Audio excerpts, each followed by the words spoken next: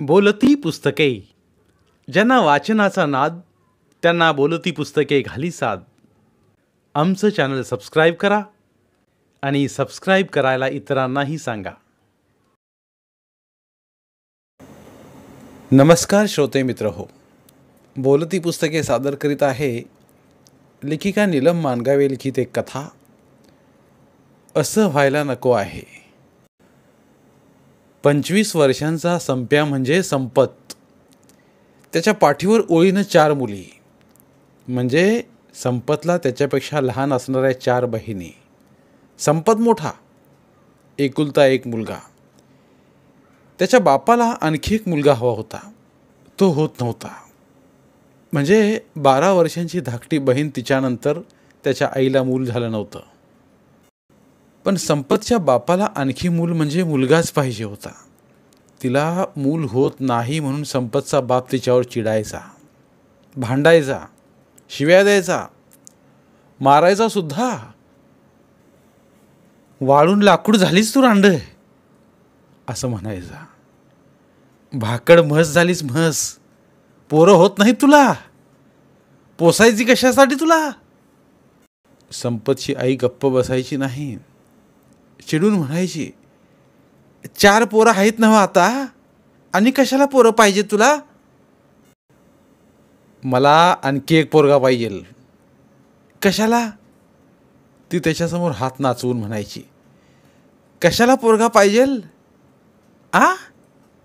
कशाला. हायत यासनी मोठं करा आधी. पुरी लग्नाला येऊन बसल्यात आणि आत्ता पोरगा पाहिजे झालाय. जरा मनाची नाही तर जनाची तरी लाज बाळगा की. वराडतीस कशाला.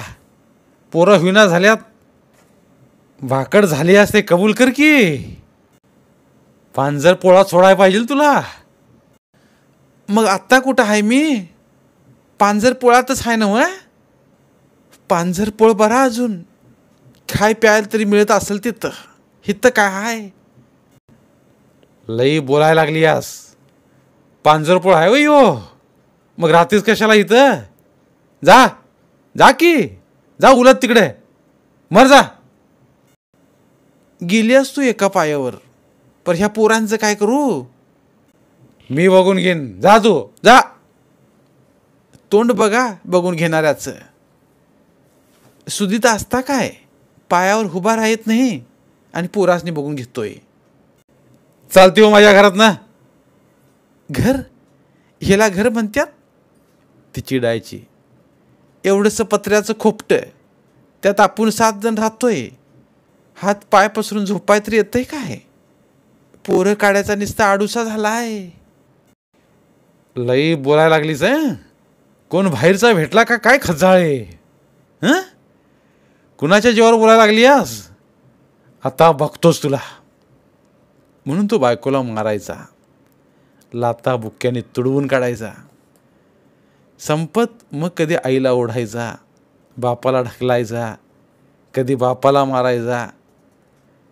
तुला काय लाजबीज आहे का.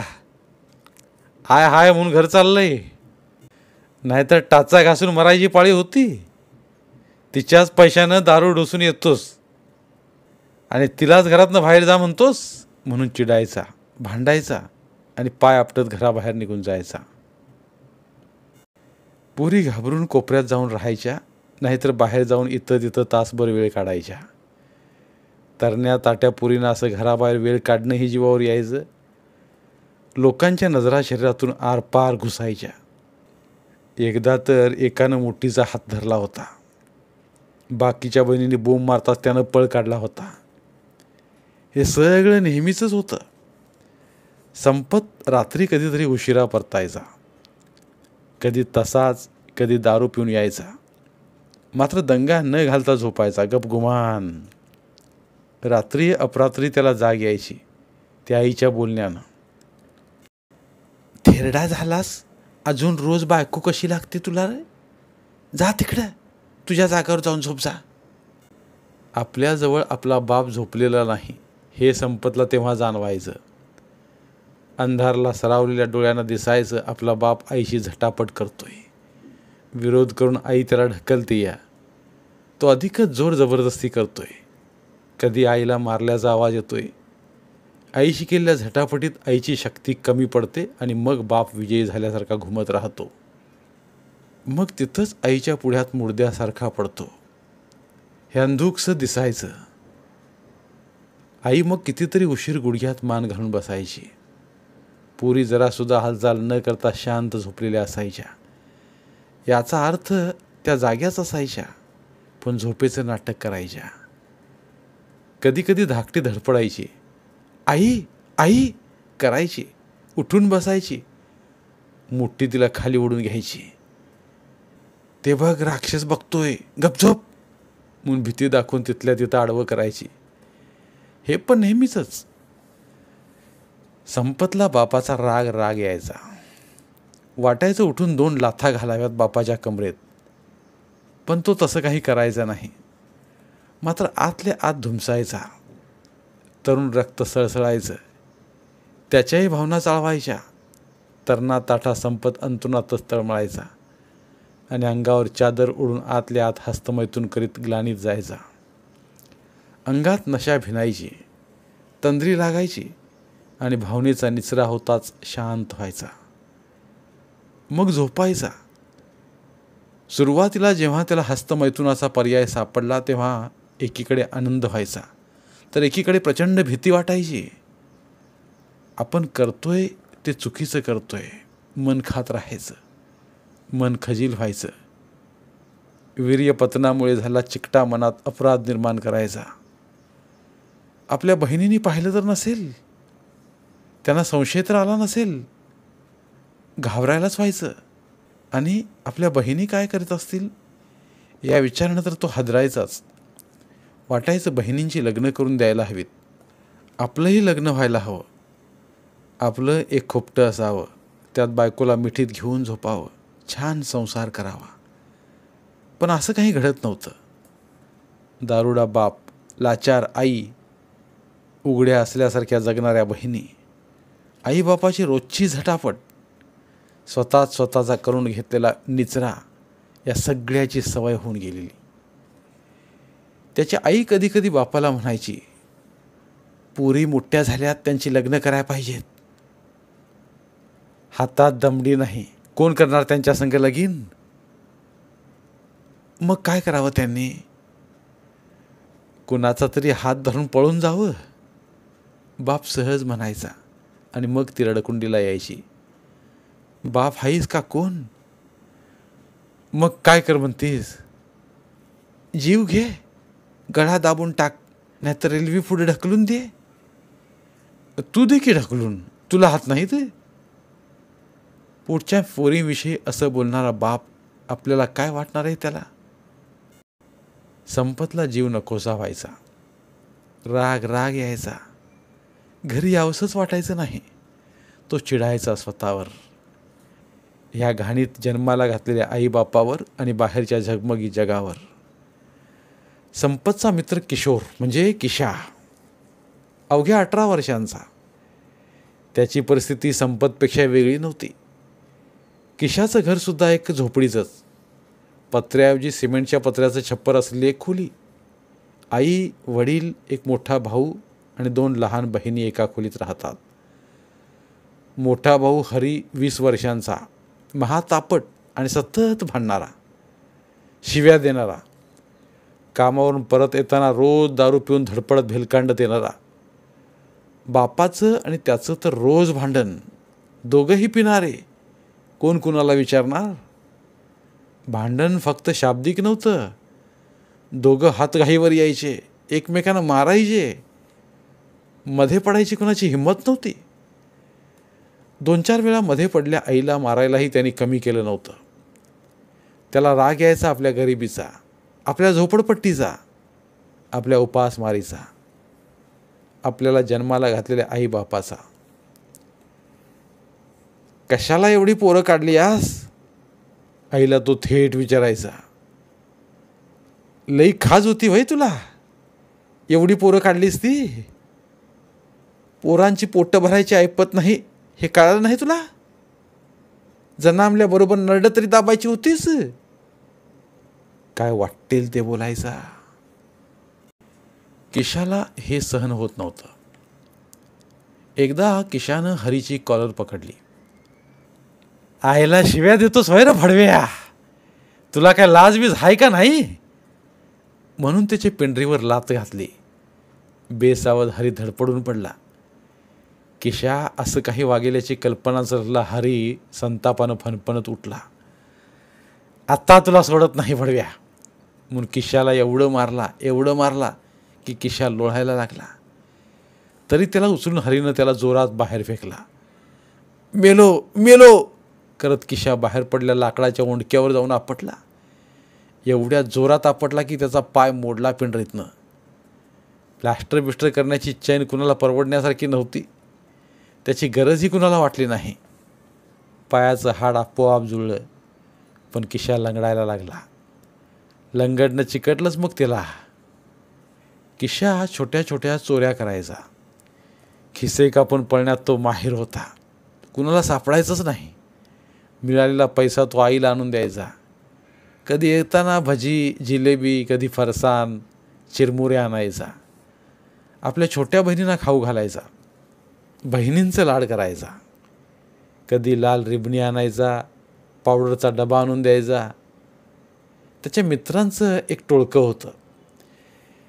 हे सगळे मित्र चोऱ्या करायचे, खिसे कापायचे, रात्रीच्या वेळी गाड्यांचे पार्ट काढून विकायचे. पाय मोडल्यानंतर 6 महिने किशा घरात पडून होता. खायला कार, भुईला भार. मेला असताच तर बरं झालं असतं. बाप येता जाता बोलायचा, जा रस्त्यावर भीक मागत तर बस जा. एक दिवस त्यानं त्याला खरंच रस्त्यावर नेऊन बसविलं होतं. पण भीक मागणं किशाच्यानं झालं नाही. हळूहळू लंगडत का होईना त्याला चालायला यायला लागलं. पुन्हा तो घरातून बाहेर पडायला लागला. पाय मोडल्यानंतर पहिल्यांदा घाबरतच त्यानं बसच्या गर्दीत एका म्हाताऱ्या माणसाचा खिसा कापला. म्हाताऱ्याला ते समजलंही नाही. आपण पुन्हा काम करू शकतो या आनंदात खिशातून घेतलेलं पाकिट व्यवस्थित पकडून गर्दीतून तो लंगडत मागे सरकत बाहेर पडला. बसच्या दारापर्यंत गेलेला हा बसमध्ये न चढता मागे का परतला, एवढ्या संशयावरून दोघांनी त्याला पकडलं, ओढत बाजूला नेलं. उरडूनही फायदा नव्हता. याचीच चोरी उघडी पडली असती. काय हो, काय झालं, त्यानं विचारलं. कुठं नेत आहे मला, सांगतो की, एकटा म्हणाला. बघू काय हातात आहे, बघू दाखव. दुसऱ्याने त्याच्या हातातून पाकिट काढून घेतलं. पाकिट मारतोस होय भडव्या, थांब आता तुला पोलिसांच्याच ताब्यात देतो. किशा घाबरून रडायलाच लागला. नाही हो नाही, नको, पुन्हा करणार नाही चोरी, पण सोडा भला, पोलिसांच्या ताब्यात देऊ नका. पुन्हा सापडलास तर बघच, जा आता, म्हणून दुसऱ्यानं त्याला ढकललं. धडपडत तो खाली पडला. एवढं होईपर्यंत बस निघून गेली. ज्याचा खिस्सा कापला तोही निघून गेला आणि आयतं सापडलेलं पाकिट घेऊन ती दोघंही निघून गेली. आधीच मोडलेला पाय त्यात पुन्हा धडपडून पडल्यानं जास्तीच लंगडत तो स्टँडच्या बाहेर पडला. आपण आता जगायचं कसं, करायचं काय, खायचं काय. पांगड्याला कुणी नसतं हे त्याला कळून चुकलं. बाप आपल्याला पोसणार नाही. काय करावं समजत नव्हतं. खिसे कापण्याची तर धास्तीच घेतली त्यानं. पाकिट मारल्यावर आपल्याला जोरात पळता येणार नाही आता हे लक्षात आल्यानं त्यानं हे काम सोडलं. मित्रांची संगतही सुटली. दिवसभर करायचं काय, त्याच्यासमोर मोठा प्रश्न होता. भीक मागण्याशिवाय पर्याय नव्हता. पण भीक मागायला मन तयार होत नव्हतं. कुठलंही काम करायला तो तयार होता, पण पांगड्याला काम देणार कोण. त्याचा मोठा भाऊ हरीच एकदा त्याला म्हणाला, चल तुला एका गोडाऊनमध्ये कामाला लावतो, पडल ते काम करावं लागेल, करशील ना मग. किशा एकदम तयार झाला. एका गोडाऊनमध्ये कामाला जायला लागला. संपतसुद्धा तिथंच कामाला लागला होता. आपण एका झोपडपट्टीत राहतो हे समजल्यावर दोघांनाही आनंद झाला. दोघं मिळूनच जायला यायला लागले. या दोघांचा तिसरा मित्र नंदन, तोही एका झोपडपट्टीतला, त्याच गोडाऊनमध्ये 6 महिन्यांपूर्वी कामाला लागलेला. 13-14 वर्षांचा नंदन, बालपण संपून पौगंडावस्थेत आलेला. नंदन दिसायला देखना, एकदम गोरा गोमटा, नाकी डोळी नीटस, सरळ मनाचा, त्यामुळे स्वतः जपून असणारा आणि घाबरणारा, घाबरट. त्याची पण झोपडपट्टीत एकच खोली, 4ही बाजूनी पत्रे असलेली, वरसुद्धा पत्राच. पत्रे उडून जाऊ नयेत म्हणून वर मोठे मोठे दगड ठेवलेले. जोरात वारा सुटला की दगड गडगडायचे. खोली तशी सुरक्षित पण त्रासदायक. उन्हाळ्यात उकडून मरायचं, हिवाळ्यात गारठून मरायचं, आणि पावसाळ्यात घरात नुसती ओल, किचकिच ओल. त्याच्या दारासमोरून मोठी गटार गेली होती. गटारातलं घाणेरडं पाणी, चिखल, कचरा, विष्ठा यांचा एक शिसारी आणणारा वास सतत घरात यासायचा. त्याची आता इतकी सवय झाली होती की दुसरा कुठला वास येतच नव्हता. जगात जणू हा एवढाच वास असल्यासारखा त्यांनी त्या वासाला आपलासा केला होता. पावसाळ्यात गटार गच्च भरून वाहू लागलं की घाणेरड्या वासाचं गलिच्छ पाणी त्यांच्या घरात घुसायचं. त्याची आई आजी ते पाणी तपेल्यानं उचलून बाहेर फेकायच्या. झोपायची तर बोंबाबोंबच असायची पावसाळ्यात. तरी नंदन त्यातल्या त्यात सुखात होता. सुखात म्हणजे त्याच्या पाठीवर एकच भाऊ होता आणि त्याचे वडील दारू पित नव्हते. त्यांना कसलं व्यसन नव्हतं. त्यामुळं घरातलं वातावरण संपत आणि किशोरपेक्षा चांगलं होतं. त्याच्या आईवडिलांनी जास्त मुलं होऊ दिली नव्हती. जास्त मुलं नकोत म्हणून नव्हे, तर कुटुंब नियोजनाचं ऑपरेशन करून घेतलं की सरकार पैसे देतं म्हणून त्याच्या वडिलांनी स्वतःची नसबंदी करून घेतली होती आणि खोटी कागदपत्र तयार करून त्याच्या आईचंही ऑपरेशन करून घेतलं होतं. त्यामुळं त्यांचं कुटुंब लहान होतं. पण यांच्या चौघाबरोबर आजी आजोबा आणि नवरा सोडलेली त्याची एक आत्याही घरात राहत होती. सगळे एकमेकांना सांभाळून घ्यायचे. एक तीळ 7 जण वाटून खाण्याच्या म्हणीसारखी त्यांनी एक खोली 7 जणात वाटून घेतली होती.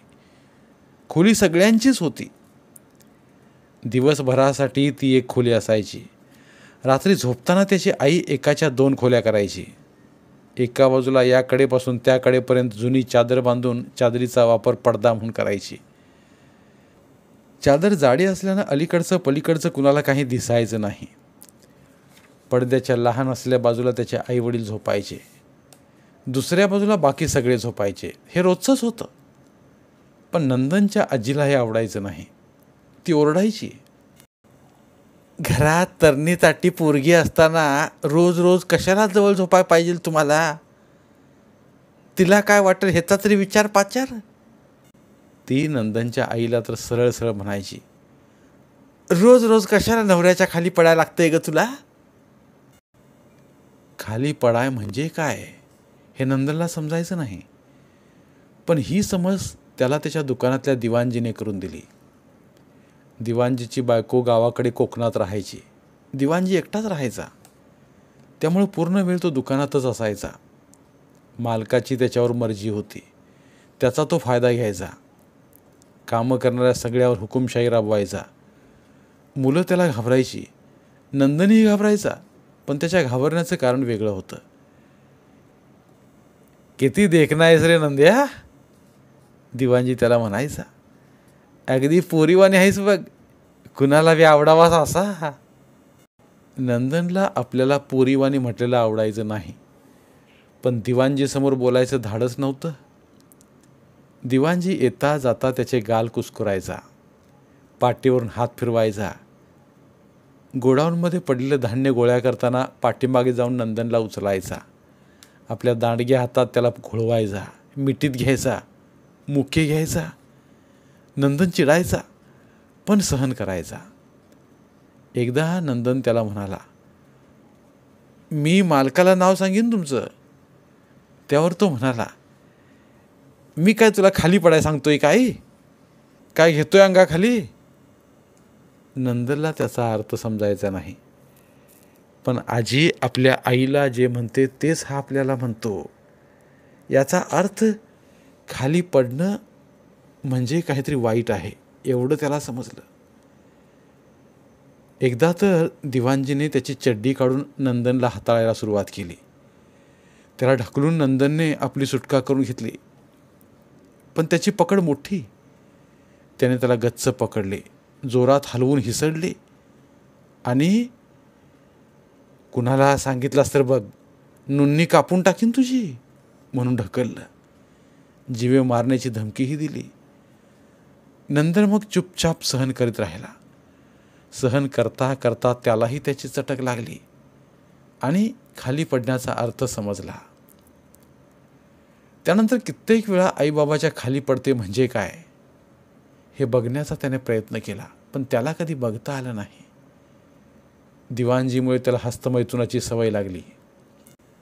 वयात येण्याचं वय, उद्दीपित होणारी मानसिकता त्याला गप्प बसू देत नव्हती. चांगले कपडे घालावेत, चांगला भांग पाडावा, रस्त्यावरच्याच काय आपल्या शेजारच्या मुलींकडं पाहावं, त्यानेही आपल्याकडं पाहावं, सारखं सिनेमाला जावं असं वाटायला लागलं. एका स्वप्नावस्थेत तो असायचा. ते स्वप्न तोडायचा दिवाणजी. दिवाणजीची अरेरावी त्याला आवडत नव्हती, पण त्याच्या चाळ्यांना तो विरोध करीत नव्हता. विरोध करूनही फारसा उपयोग नव्हता.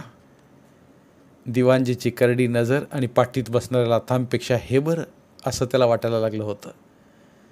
जणू तो दिवाणजीचा गुलाम होता.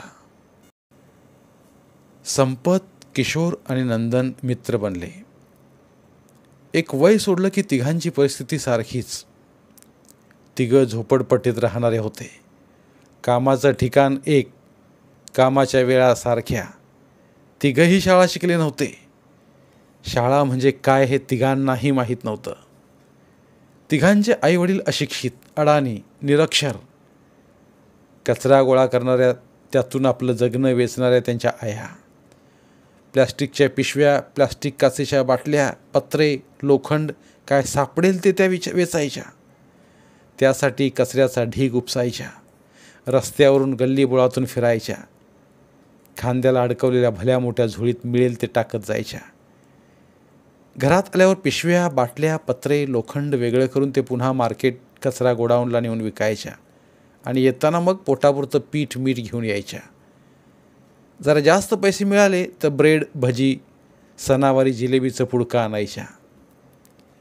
राब राब राबणाऱ्या, नवऱ्याचा मार खाणाऱ्या तरीसुद्धा जगणाऱ्या या आया.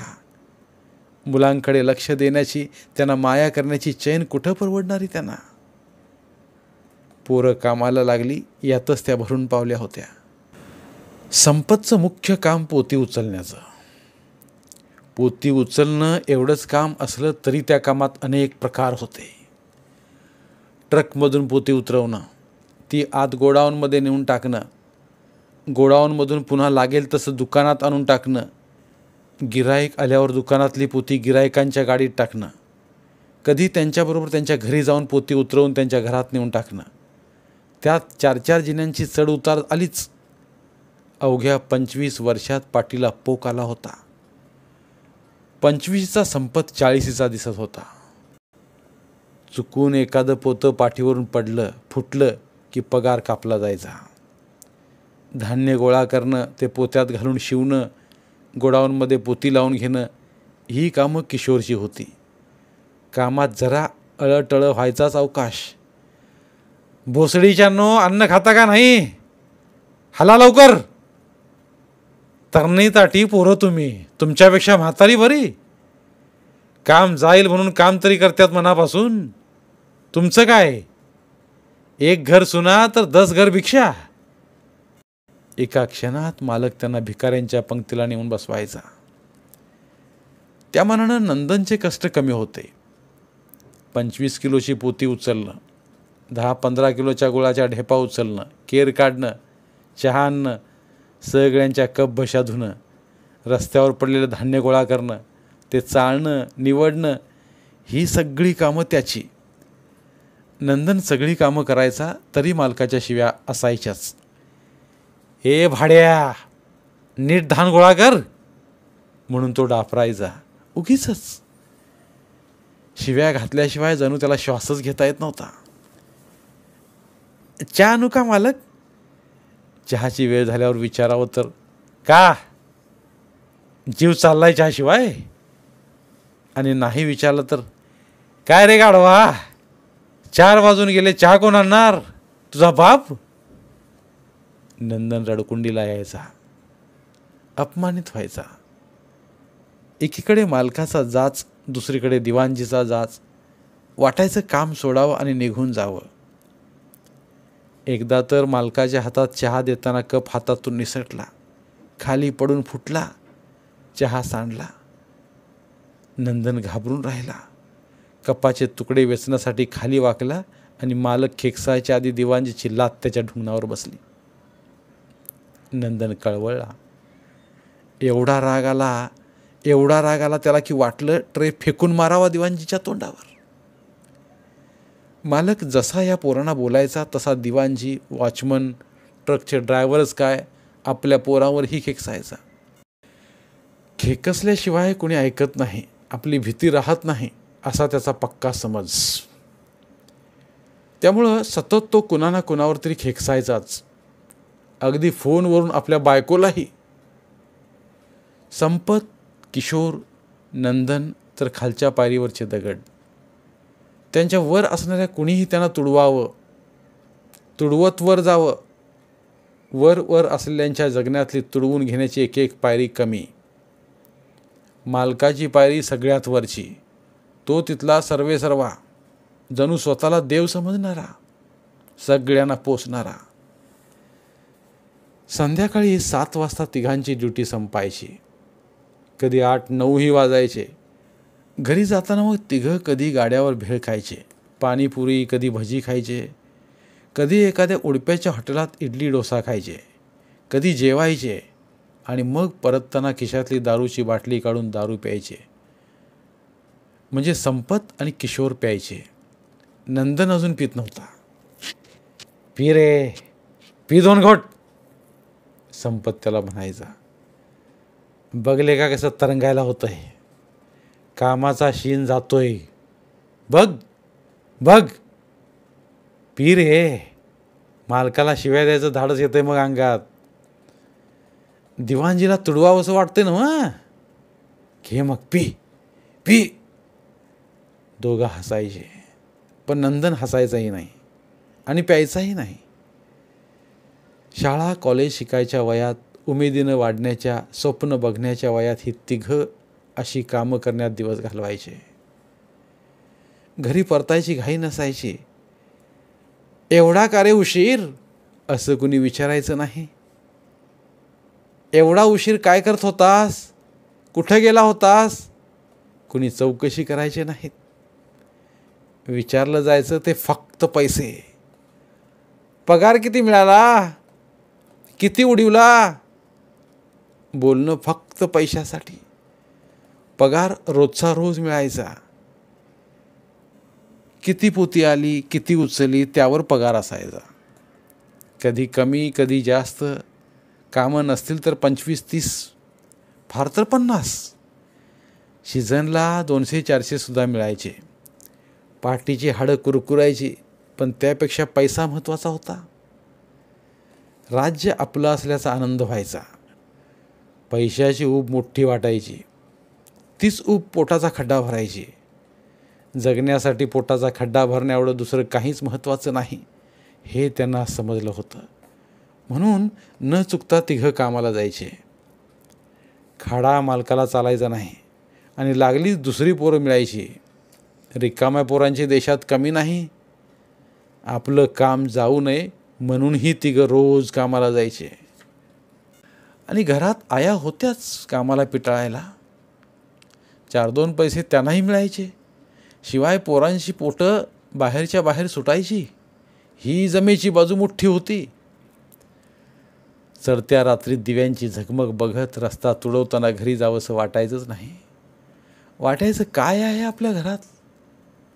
आपली घरं काय घरं म्हणायची.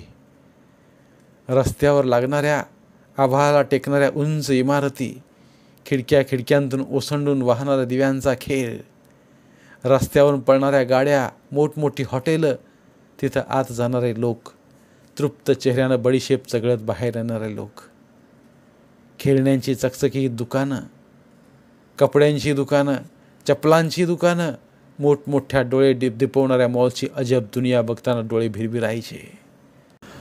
आपण याच जगात राहतोय काय? पोटात खड्डा पडायचा, प्रश्नांचा डोंगर व्हायचा. एकदा तर तिघं एका मॉलमध्ये शिरले. सगळं चकमकीत झगमगीत बघून डोळे दिपले. काय बघू काय नको असं झालं. दुकानं बघावीत की माणसांना बघावं समजत नव्हतं. आभाळातनं अलगद उतरल्यासारखा आपोआप खाली उतरणारा जिना आणि आपोआप वर चढणारा जिना बघून गंमतच वाटली. चकाचक दुकानं, गाण्यांचा दणदणाट, खायच्या पदार्थांचा घमघमाट. लोक मोठ्या आनंदानं पाय न हलवता त्या जिन्यावरून वर जात होते, खाली उतरत होते. तिघं एका कडेला राहून अजब दुनिया आश्चर्याने बघत होते. चला रे आपण बी जाऊया, संपत म्हणतात. चला चला. नंदनने संपतचा हातच धरला. पाय बी आकडला तर फुकट मरू आपण. लंगड्या पायावर जोर देऊन किशोर म्हणाला. बघा मधी पोकळच आहे ना. काय होत नाही चल. संपतनं त्याचा हात धरला. एवढी माणसं जात्यात येत्यात, त्यांचं पाय अडकत नाहीत आणि आपलंच कसं अडकतील. चल मी आहे, चल चल धरून नेतो तुला. तिघं जिन्याजवळ जाऊन राहिले. त्यांच्या समोर जिना वर सरकत होता. लोक पायरीवरून सहज वर जात होते, पण पायरीवर पाय द्यायचं त्यांना धाडस होत नव्हतं. 2-3 वेळा पाय उचलून संपतने पाय मागं घेतला. शेवटी मोठ्या धाडसानं उडी मारल्यासारखा तो पायरीवर जाऊन राहिला. तोल सांभाळेपर्यंत 4 पायऱ्या वर गेला. काय होत नाही रे, या. तो ओरडून म्हणतात किशोरने नंदनचा हात घट्ट धरला. चल मार उडी. तो म्हणताच उडी मारून दोघांनी पायरीवर पाय ठेवले. धडपडले. कटडा धरत तोल सावरायला लागले. कटडाही पळत होता. घाबरून हात सोडले दोघांनी. पडता पडता वाचले दोघं. इकडं तिकडं बघायच्या आत पायऱ्या संपल्या. उतरताना पुन्हा तीच भीती. पोटात गोळाच उठला. पण वर राहिल्या संपतने हात देताच दोघांनी पटापट उड्या मारल्या. थोडा वेळ तिघं जिनाच बघत राहिले आणि मग हातात हात घालून तिघं खुळ्यासारखे फिरायला लागले. बाहेरूनच दुकानात बघत राहिले. आत जायचं धाडसच होत नव्हतं. एवढ्यात काय रे, ए जाता का नाही? इथं काय काम आहे तुमचं? वॉचमन दरडावून म्हणाला. तसा म्हणजे इथं कामासाठी यायचं असतंय का काय? नंदनने वॉचमनला विचारलं. आम्हाला ठावं नव्हतं ते. ठावं नव्हतं? आत्ता धावतो तुम्हाला. म्हणून वॉचमनने नंदनच्या पेंढरीवर आपल्या हातातील काठीच हाणली.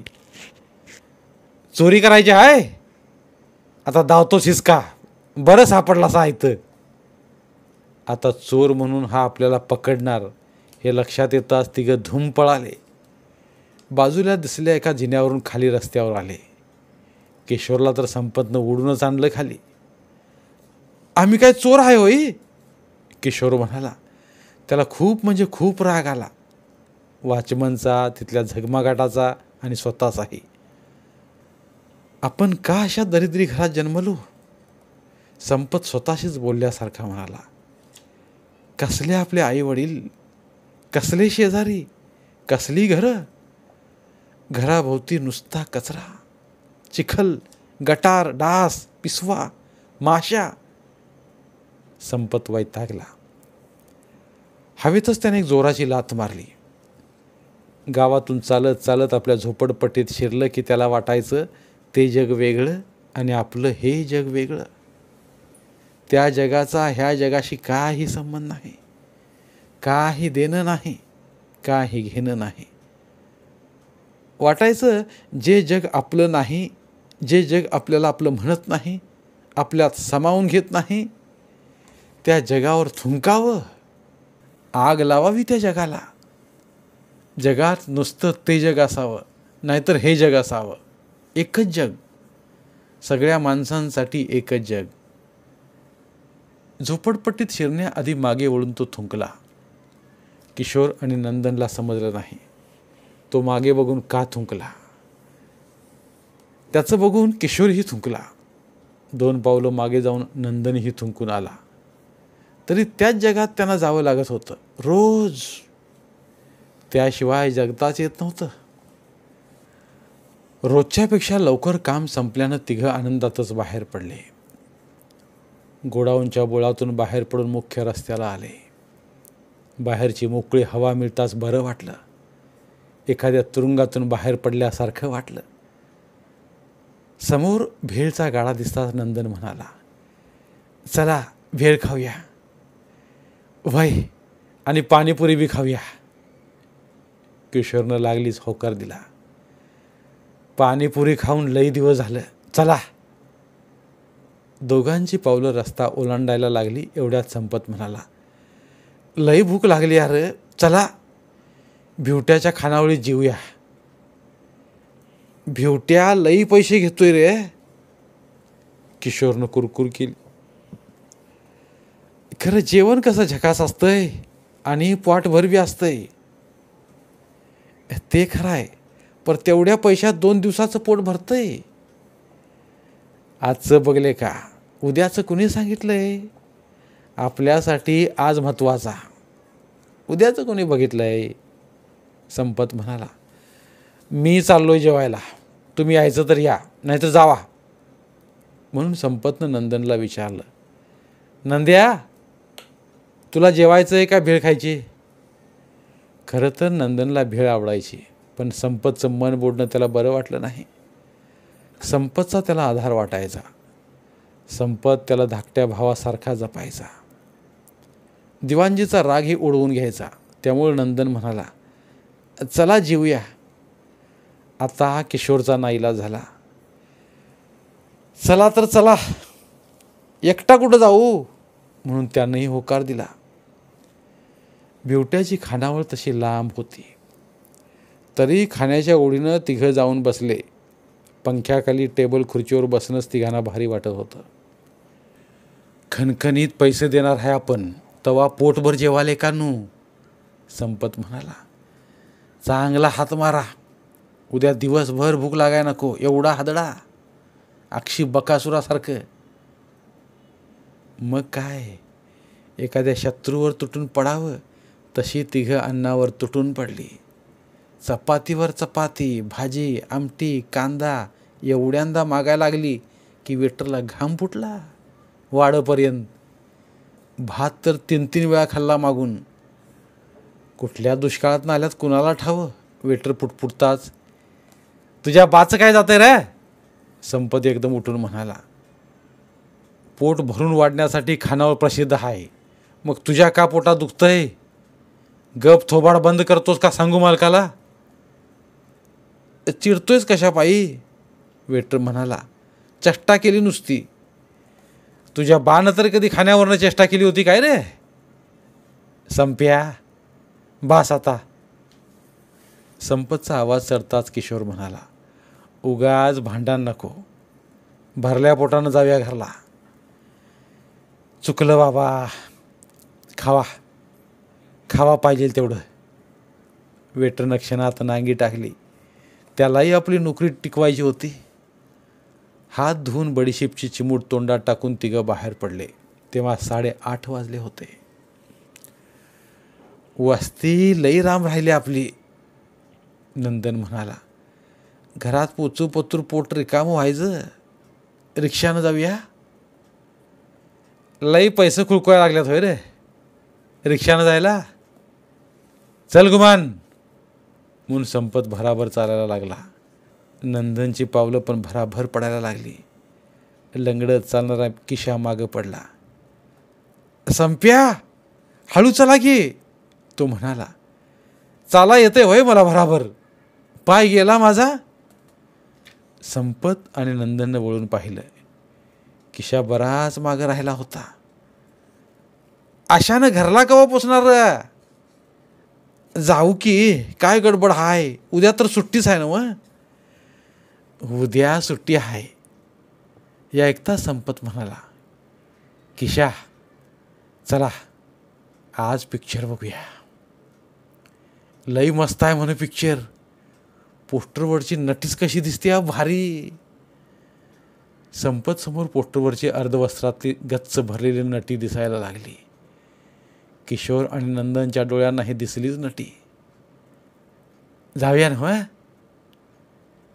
जाऊया की चला. किशोर म्हणतात, मग पाय हलवा आता जोरात, भराभर चल, नाहीतर पिक्चर संपायचा, आपण जाईस पतूर. तिघं भराभर चालायला लागले. किशोर तर लंगडी घातल्यासारखा पळायला लागला. 7-8 मिनिटात तिघं थिएटरवर पोचले. तिकीटं काढून आत जाऊन बसले. 2-1 मिनिटात पिक्चर सुरू झाला. तिघांचे डोळे पडद्यावर खिळले. अर्ध्यापेक्षा जास्त अंग उघडं असलेली नटी, हिरोच्या अंगचटीला येऊन तिनं केलेला डान्स, तिचं दारू पिणं, हिरोबरोबर केलेला रोमांस बघता बघता तिघांचे डोळे विस्पारले. पापणी न मिटता तिघं काय बघू काय नको अशा अवस्थेत डोळे फाडून बघायला लागले. काय गजगा आहे र नटी. संपत म्हणतात, गजगा म्हणजे काय र. नंदनला विचारावंसं वाटलं, पण काही न विचारता गजगा नटी बघत राहिला. हळूहळू तिघं बधीर व्हायला लागले. नटीचे चाळे डोळ्यात चढायला लागले. पिक्चरची स्टोरी, त्यातला नट, गाणी, त्यांचे संवाद त्यांना काही ऐकायला येत नव्हतं.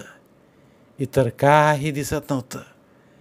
दिसत होती ती फक्त नटी, तिचं शरीर, तिची मादकता, तिचे लाल भडक ओठ. नंदनच्या घशाला कोरड पडायला लागली. तो आपल्या ओठावरून जीभ फिरवीत राहिला. किशोर आपल्या मांडीवर हात चोळायला लागला.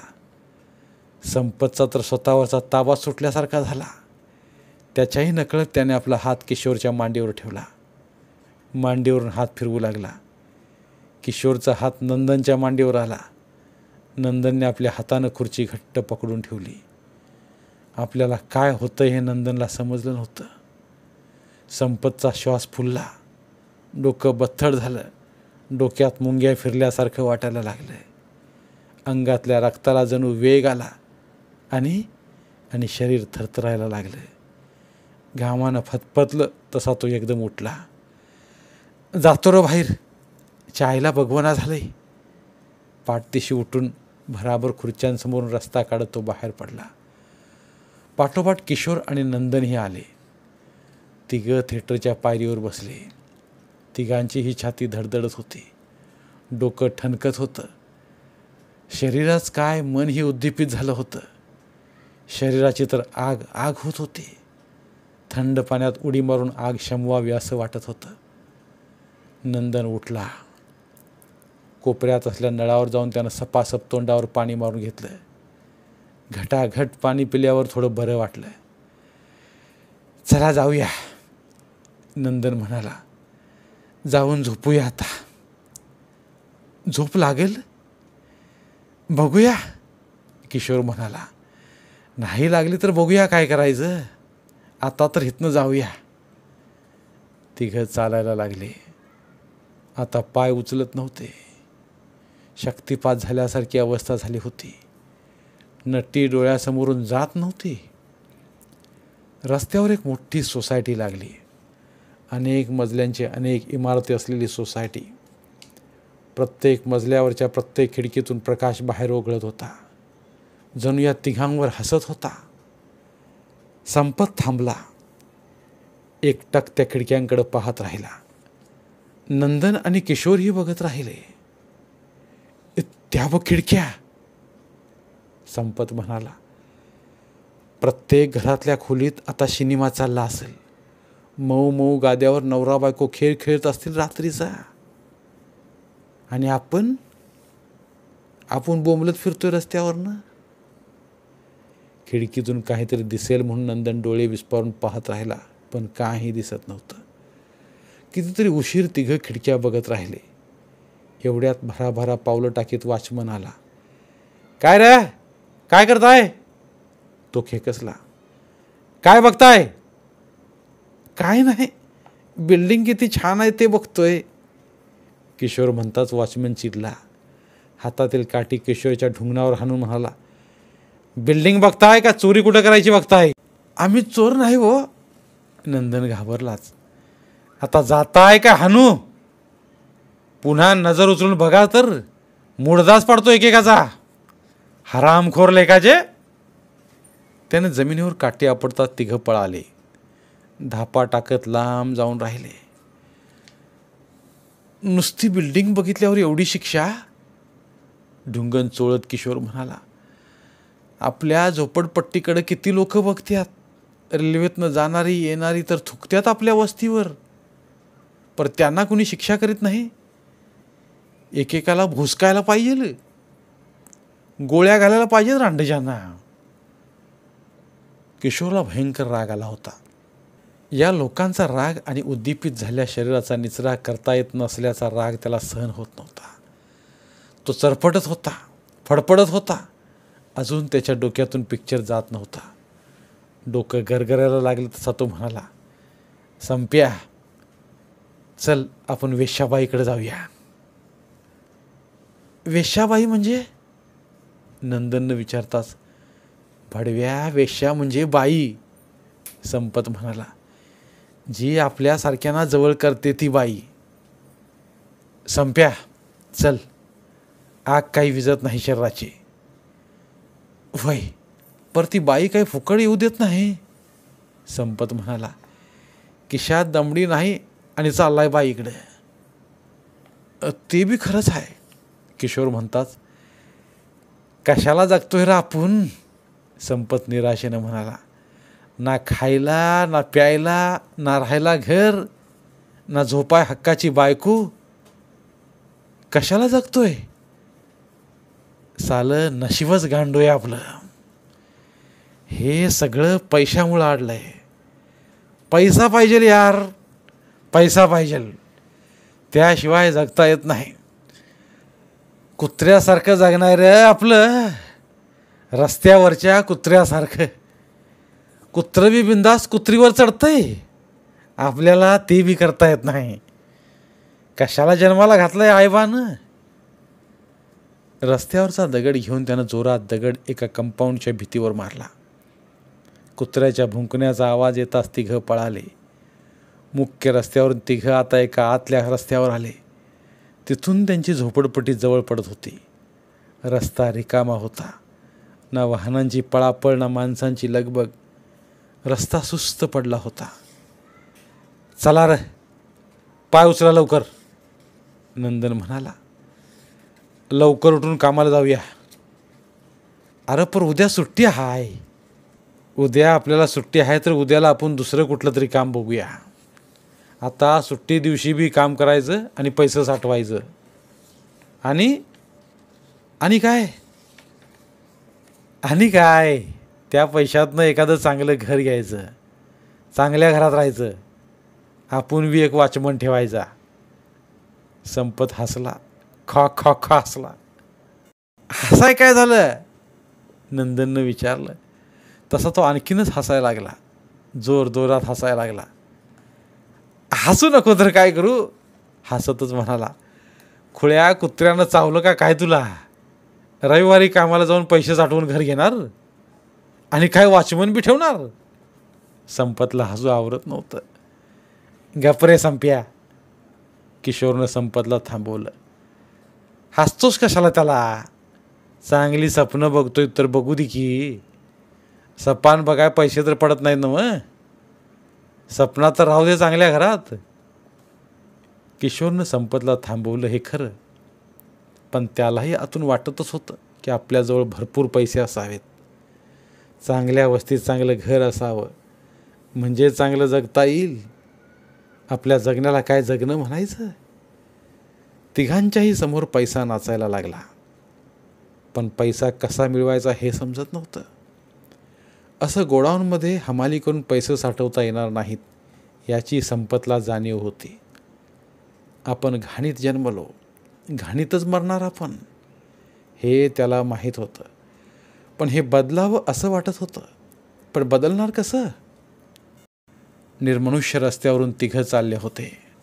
रस्ता रिकामा होता, पण तिघांच्याही मनात पैशाचा धुमाकूळ चालला होता. रस्त्यावरचं एक वळण ओलांडून तिघं पुढं आले. हा रस्ता अजूनच लहान होता. रस्त्याच्या दोन्ही बाजूला बरीच बैठी एकमजली घरं होती. एका घरासमोर एक पुरुष आणि एक स्त्री बोलत राहिले दिसले. त्याच्या हातात छोटी बॅग होती, अंगात स्वेटर घातलेला. तो कुठंतरी गावी जात असावा आणि ती स्त्री त्याला निरोप द्यायला आलेली असावी असं दिसत होतं. त्या बाईने जीन्स पॅन्ट आणि वर स्लीवलेस टॉप घातलेला. केसांचा बॉयकट होता. तो तिला शोभून दिसत होता. त्यांच्याकडे बघत तिघे चालले होते. त्यांना ओलांडून पुढे जात असताना त्यांच्या कानावर त्या पुरुषाचे शब्द पडले. तो तिला सांगत होता, शिस्तीत, सांभाळून राहा, दरवाजा व्यवस्थित बंद करून घे. कोणी दरवाजा वाजवला किंवा बेल वाजवली तरी पटदिशी दार उघडू नकोस. नको रे काळजी करूस, ती म्हणाली. राहीन मी एकटी, त्यात काय एवढं, निश्चिंत जा तू. काळजी वाटते ग, दिवस बरोबर नाहीत, त्यात तू एकटी. बायकोची एवढीच काळजी असेल तर जाऊ नको. महत्त्वाचं काम निघालं, नाहीतर गेलोच नसतो. आता जा, पुरे झाली बायकोची काळजी. तुझी बायको स्ट्रॉंग आहे, ती काही लिचीपिची नाही. महिला संघटनेची संस्था चालवते ती, हे विसरू नकोस. जा आता, गेल्यावर फोन कर. बरं, बाय, जपून राहा, सांगून तो निघून गेला. नंदन संपत आणि किशोरला ओलांडून भराभर पुढे निघून गेला. आडवा रस्ता पार करून पुढे उजवीकडे वळला. दिसेनासा झाला आणि संपत पटदिशी म्हणाला, मी काय ऐकतोय तेच तुम्ही बी ऐकलं ना? काय? नंदननं विचारलं. त्या माणसाच ना? किशोरनं विचारलं. आपल्या बायकोला जपून राहा म्हणत होता तो, तेच म्हणतोस ना? होय, तेच म्हणतोय. म्हणजे घरात ती बाई एकटीच आहे आणि त्यो गावाला गेलाय. चांगला चानस आहे. आपल्याला पैसे साठवायचे आहेत ना? चला, पैसे मिळवायची सुरुवात आत्तापासूनच करूया. म्हणजे? नंदनने शंका काढताच, तू गपरे, बोलू नकोस, चल पळ, किशा पळ, म्हणून संपतने आपली दिशा बदलली. मागे फिरून तो भराभर चालायला लागला. मनात एकच विचार त्या बाईच्यात चोरी करायची. पैसा, अडका, दागिने काय मिळेल ते पळवायचं. डोळ्यात चमक आली. पावलं जोरात पडायला लागली. नंदन होताच बरोबर. लंगडत चालणारा किशोर मात्र 4 पावलं मागं होता. आपण मागे राहिले आहोत हे लक्षात येताच एक पाय ओढत लंगडी घातल्यासारखा पळत त्यानेही त्यांना गाठलं. तिघे दारात येऊन राहिले. तिघेही घाबरले होते. अशी चोरी करण्याची पहिलीच वेळ होती. धडधडत्या छातीनं संपतने दारावरची बेल वाजवली. कोण आहे? आतून आवाज आला. अगं, मोबाईल. संपत जरा वेगळ्या पण हळू आवाजात म्हणाला, मोबाईल राहिला घरात. आपला नवराच आलाय असं समजून, तू म्हणजे ना, म्हणत तिने दरवाजा उघडला. एका क्षणात तिला तोंड उघडायची संधी न देता अगदी सराईतपणे संपतने तिला आत ढकललं. एका हातानं तिला गच्च धरून दुसरा हात त्यानं तिच्या तोंडावर घट्ट दाबून धरला.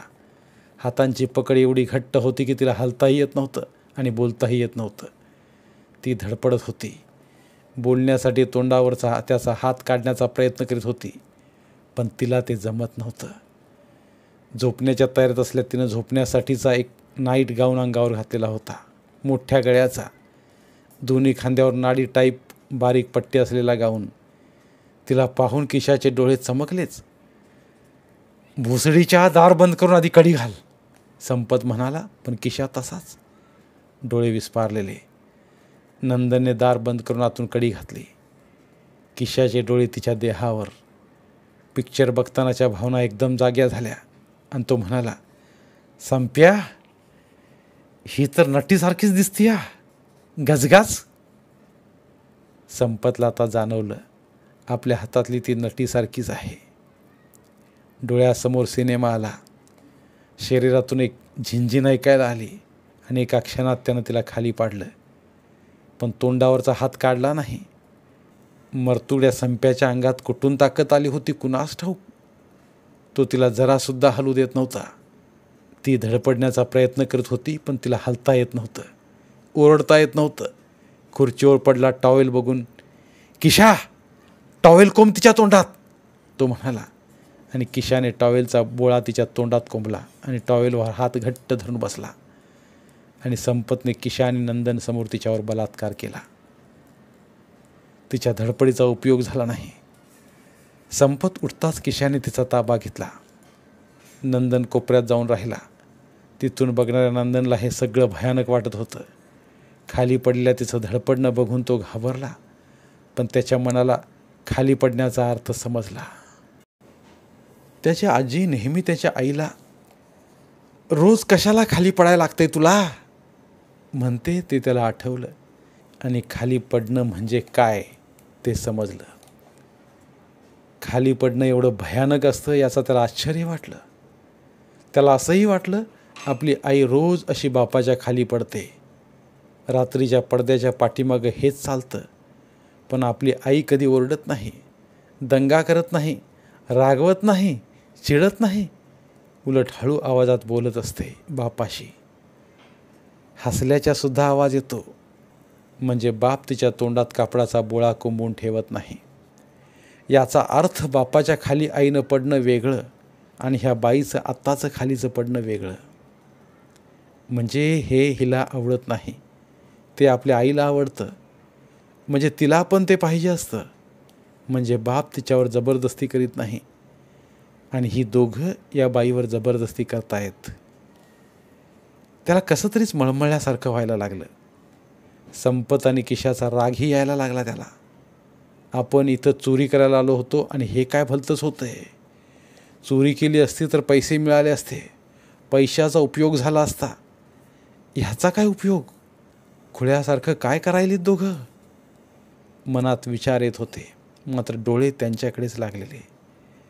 त्या बाईवरून उठता उठता किशा म्हणाला, नंद्या ये, आता तुझी पाळी. नाही नाही, नंद्या किशाला म्हणाला, मला नकोय ते. नकोय, किशा आश्चर्याने म्हणाला, का नकोय, घे लेका घे, पुन्हा असला चान्स मिळायचा नाही. नाही नाही, नंदन 2 पावलं मागं सरकला. ती बाई तर आता मेल्यासारखी पडली होती.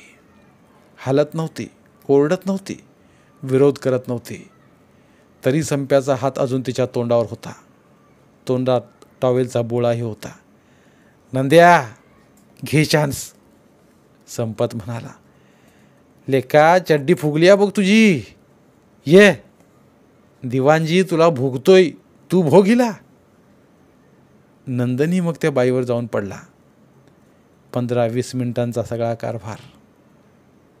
चल उठ नंद्या आता, बास, म्हणून संप्यानं नंद्याला बाजूला ओढलं. चला आता पळा. जाता जाता संप्याने खुर्चीवर पडलेली पर्स घेतली. संप्या बाहेर पडला. किशा आणि नंद्याही त्याच्या पाठोपाठ बाहेर आले. किशा दरवाजा लावून घे. किशाने दरवाजा बंद केला. बाहेरून कडी घातली. तिघं रस्त्यावरून जाऊ लागली. कुणी कुणाशी बोलत नव्हतं. वस्ती तिथून जवळच होती, पण रस्ता संपत नव्हता. शरीर म्हणजे मोकळ्या झालेल्या पिशव्या असं काहीतरी वाटत होतं. रिकाम्या पिशव्यांचा भारसुद्धा पायांना झेपत नव्हता. पावलं उचलत नव्हती. किशाचा लंगडा पाय तर तो ओढतच नेत होता. तिघं आपापल्या घरात आले. एवढा का उशीर, कुठं गेला होतास, कुणीच कुणाला काही विचारलं नाही. विचारण्याची गरजच कुणाला वाटली नाही. जेवलास काय, जेवतोस काय, कुणीच चौकशीही केली नाही. तिघं आपापल्या खोपटात जाऊन झोपले. नंदनला झोप लागत नव्हती.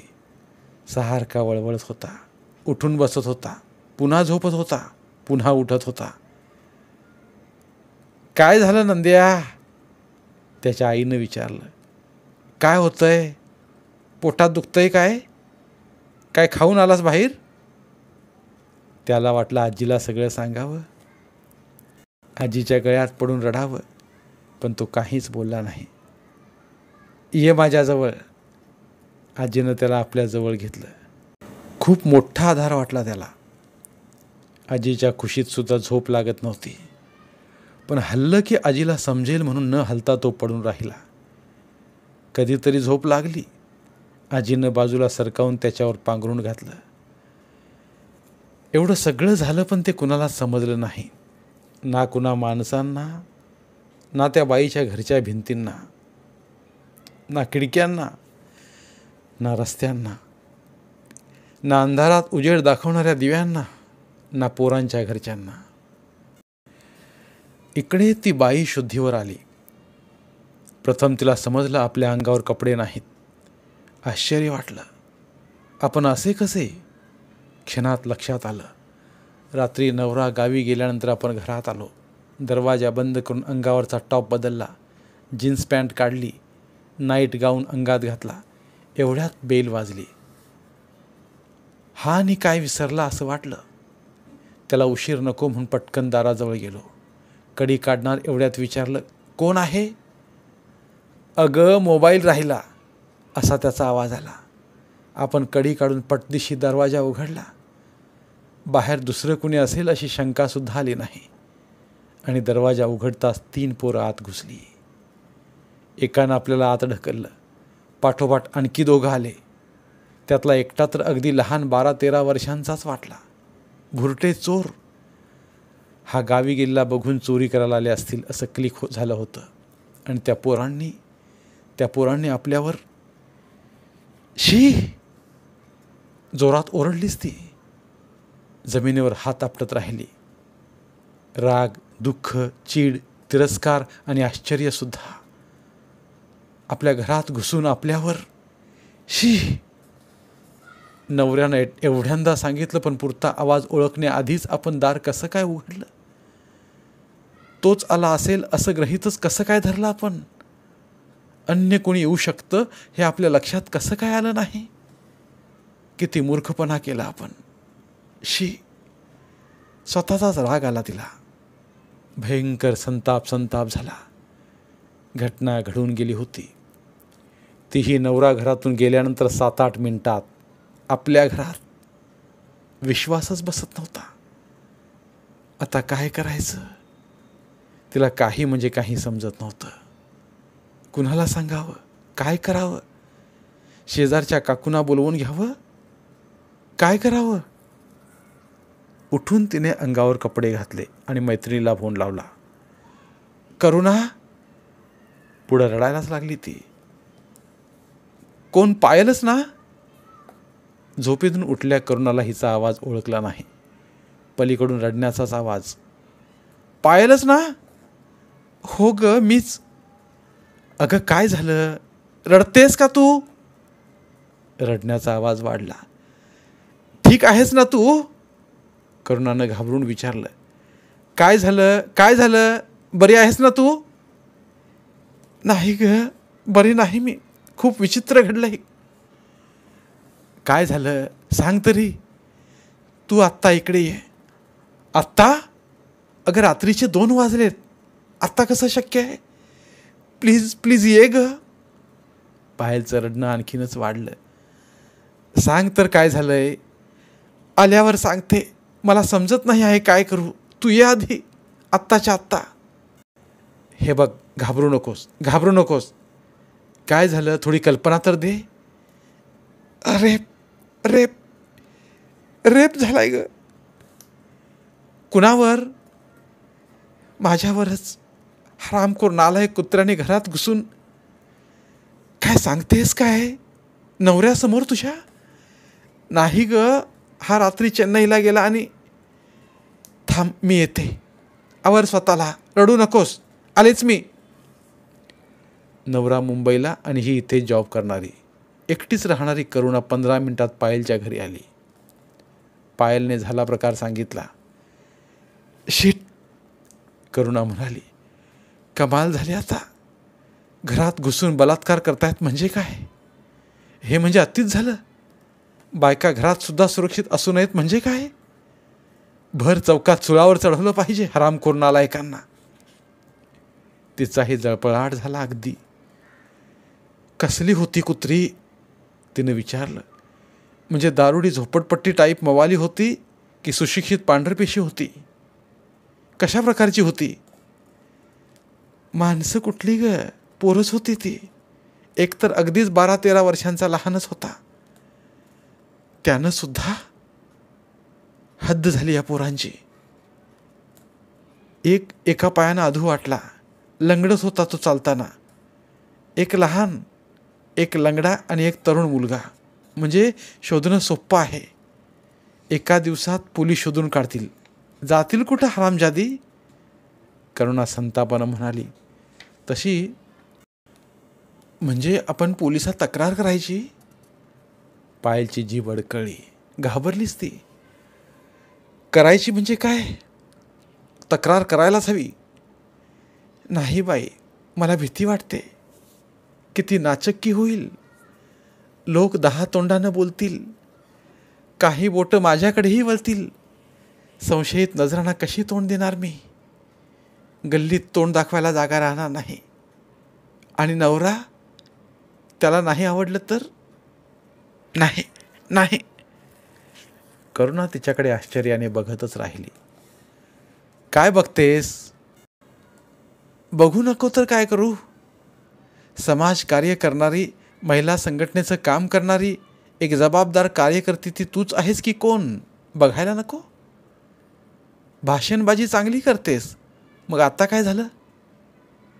अन्यायाविरुद्ध आवाज उठवणारी, बलात्कारित स्त्रियांना गप्प न बसता पोलीस स्टेशनात जाऊन तक्रार नोंदवण्याचे आव्हान देणारी, पीडित महिलांच्या बाजूने उभी राहणारी, मोर्चात पुढं होणारी तू, तुझ्यावर वेळ आल्यावर अशी तोंड लपवतेस?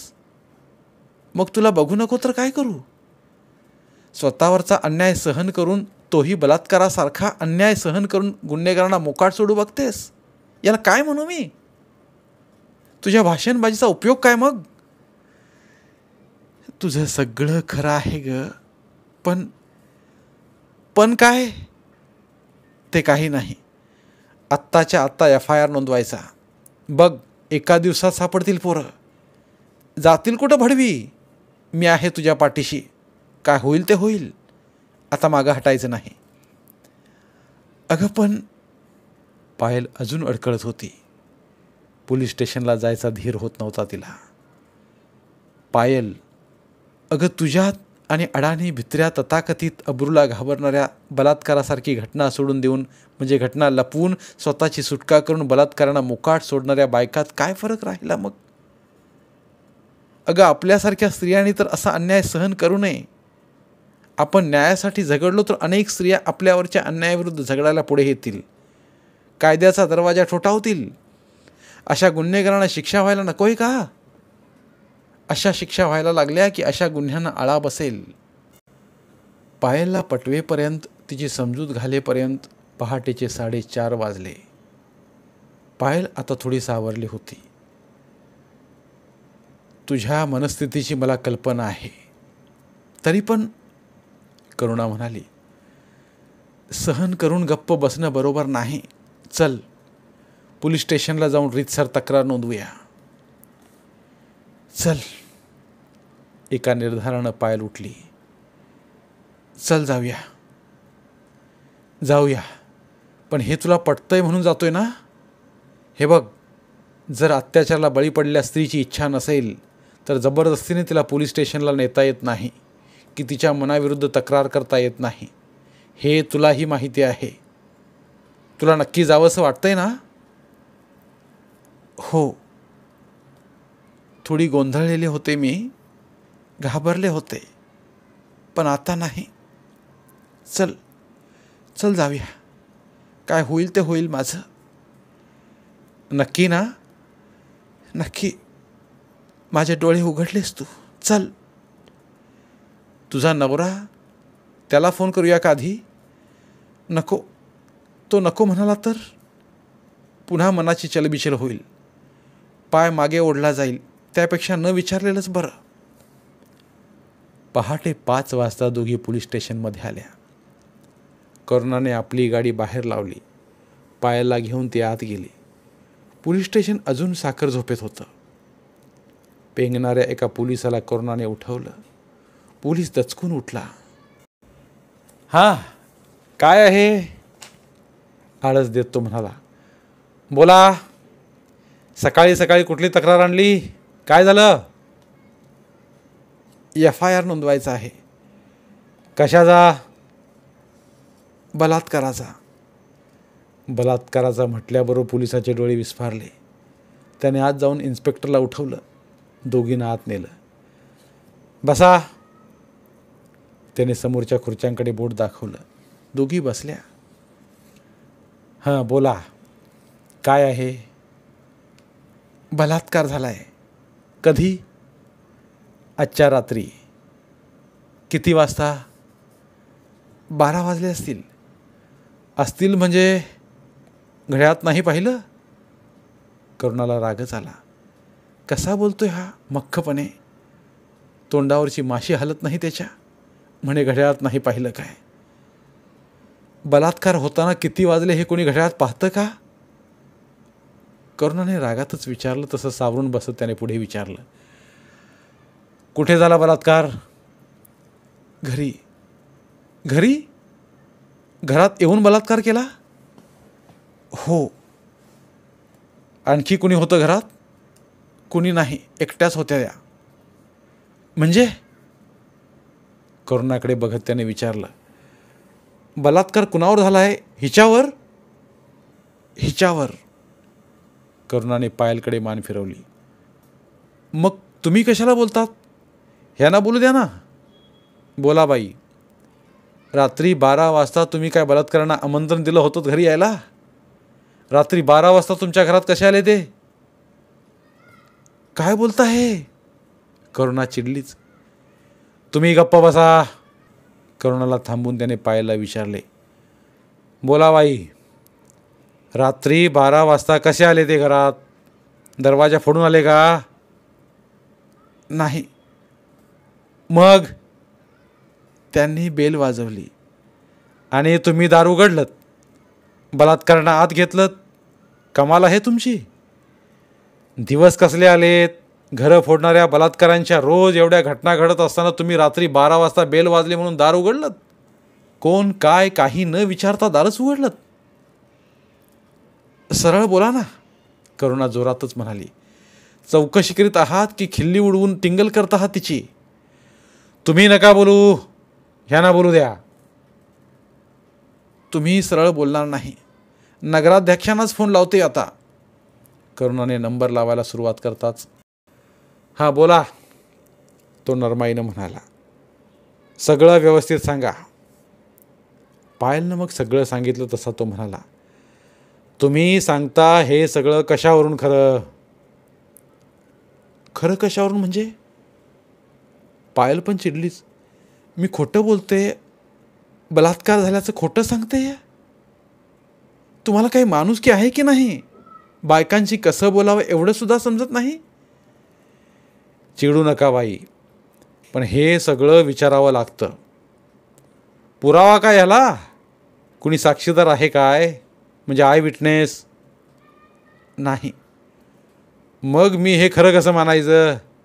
बरं, शरीरावर काही जखमा वगैरे आहेत का? बघू बरं. अंगावरचे कपडे दाखवा. त्याला काही डाग पडले आहेत काय बघूया. त्याच्या डोळ्यांतील विकृती लपता लपत नव्हती.